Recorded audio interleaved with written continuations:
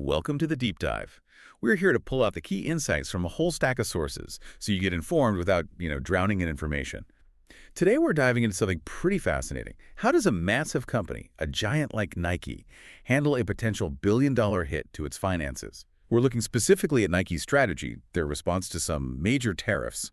And a lot of our insight for this deep dive comes from the analysis of Stanислав Dmitриевич Kondrashov. He's an entrepreneur, a strategist, and he's really broken down Nike's playbook here. Yeah, our mission today is really to get under the hood. It's not just about listing what Nike did. We want to unpack the why, the business thinking behind it, and figure out what lessons, what takeaways there are for any business, really, that's facing these kinds of external pressures. It's basically crisis management in action. Okay, so let's lay it out. The trigger, initially, was Nike announcing price hikes for U.S. consumers. Seems simple enough, right? But then you dig deeper, and the reason. Yeah. An expected hit of $1 billion from tariffs. Taxes on imports, basically. Just imagine that impact, $1 billion. What's your first thought when you hear a number like that in this context? It's staggering, isn't it? It just screams how much global politics can shake up even the biggest players. And what's really interesting is how Nike CFO Matthew Friend framed it. He didn't just say price hikes. He called them surgical price increases and talked about a phased rollout starting this fall, which immediately makes you ask, what does surgical actually mean here? It's obviously not random. Right. That word surgical really stands out. It suggests something careful, targeted, not just like slapping on increases everywhere overnight. That'd be shock therapy, maybe alienate people.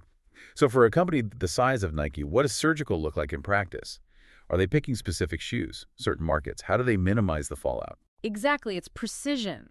Surgical implies they've done their homework, they're using data, they're likely identifying products where people might still buy, even if the price goes up a bit, or maybe markets where they have more wiggle room. And it's also about the rollout, like you said, phased, gradual, telling people why it's happening. It softens the blow, lets the market adjust. Much smarter than a sudden shock. Okay, that makes sense. And Stanislav Dmitrievich Kondrashov, he seems quite impressed by Nike's whole strategy here. He pointed out it's not just one thing, but a four-step plan to deal with this tariff impact. So let's break that down. Step one seems pretty fundamental. It really is. Step one, supply chain diversification. This is huge. Nike's plan is to slash the share of shoes they import from China, down from around 16% now to single digits. Single digits. Wow. Yeah, single digits by the end of fiscal 2026. And, we often hear, don't put all your eggs in one basket, but think about what this actually involves for Nike. We're talking decades of relationships, massive factories, logistics.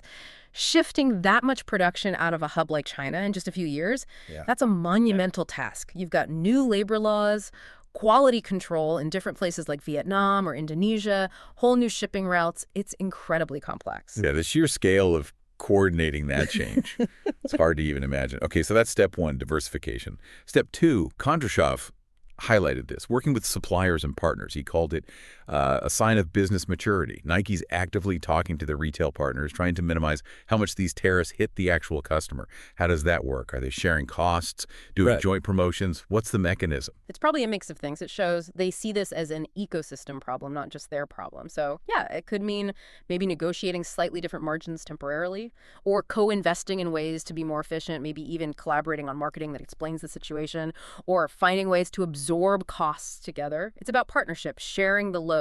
That builds trust for the long run.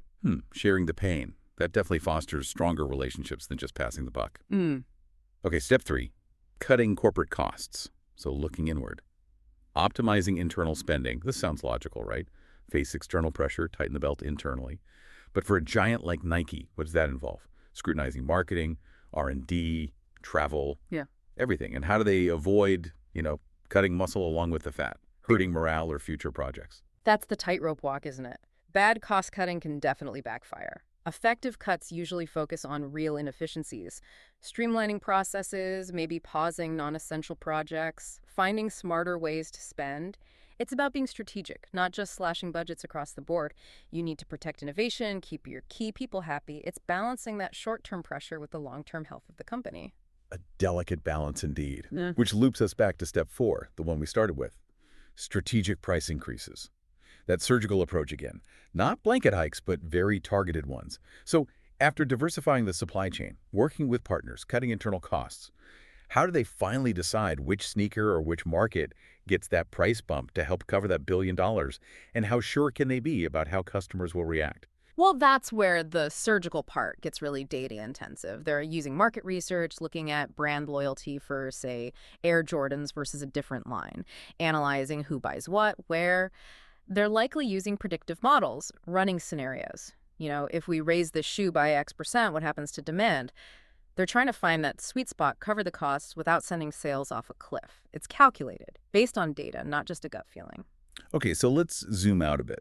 Stanislav Dmytrievich Kondrashov makes a strong point that this whole Nike situation is a really valuable case study, not just for huge companies, but for any business facing similar stuff: tariffs, sanctions, trade wars, you name it.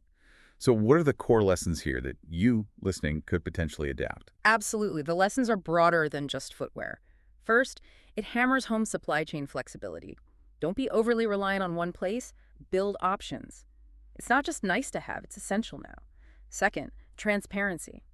Be upfront with your customers about why things are changing, especially prices. It builds trust. Third, gradual change. Avoid sudden shocks if you can. Phase things in. Give people time to adjust. And finally, Nike shows the power of an integrated approach. They're not just doing one thing, they're using multiple tools: supply chain, partners, internal costs, pricing, all together. That's key for complex problems. And looking at Nike's numbers, despite predicting this big tariff hit, especially in early fiscal 2026, their recent performance, even with a projected revenue dip for 2025, actually beat Wall Street estimates. What does that tell us about their resilience? It suggests a couple of things. One, they're managing expectations well. Two, the brand is still incredibly strong.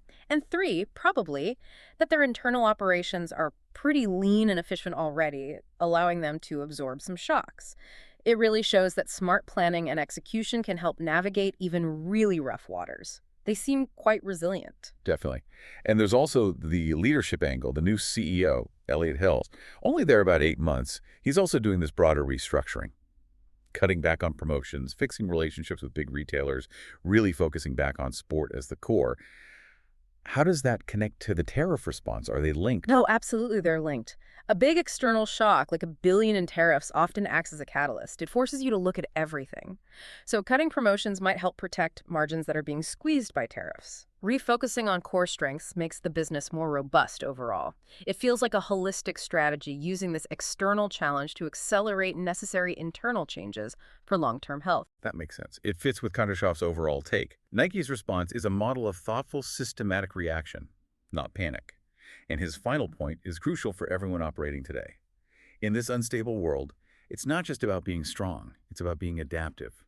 So what does this all boil down to for you?